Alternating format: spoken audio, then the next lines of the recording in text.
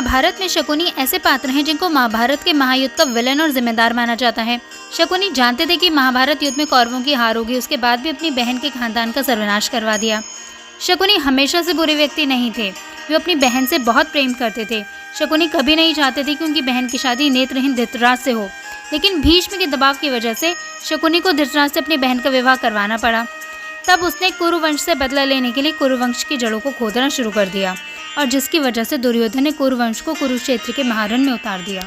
जिस पासे की मदद से उसने इस महायुद्ध का कुचक्र रचा, उसकी कथा भी बड़ी हैरान करने वाली है। गांधारी धृतराष्ट्र से शादी करने से पहले एक बकरे की विधवा थी।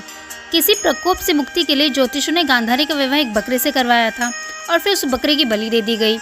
उसके बाद धृतराष्ट्र से विवाह हुआ।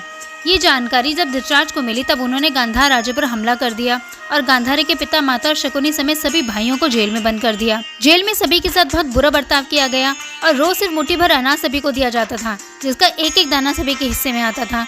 धीरे धीरे भूख से राजा सुबल के कई पुत्रों की मौत हो गई।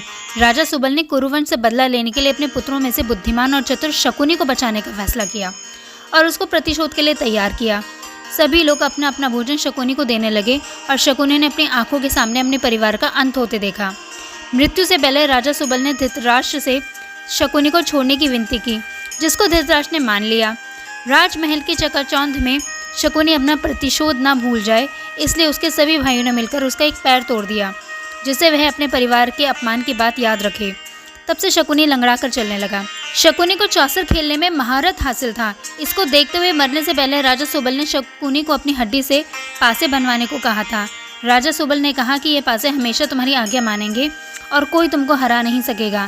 साथ ही इन्हीं पासों से धृतराष्ट्र के वंश का अंत हो जाएगा। हड्डियों से बने पासों से चौसर खेलने की वजह से पांडव सब कुछ हार गए। द्रौपदी का चीरहरण हुआ और अंत में महाभारत का महायुद्ध हुआ। लेकिन क्या आप जानते हैं कि शकुनी की मृत्यु के बाद पासों का क्या हुआ?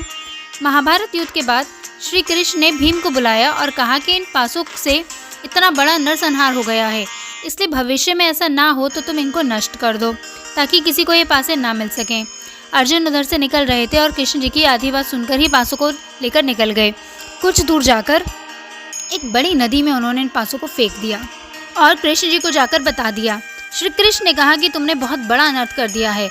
अगर वे पैसे बहते हुए किसी के हाथ में लग जाएं तो जुआ फिर से आरंभ हो जाएगा और इंसान की बर्बादी का कारण बनेगा।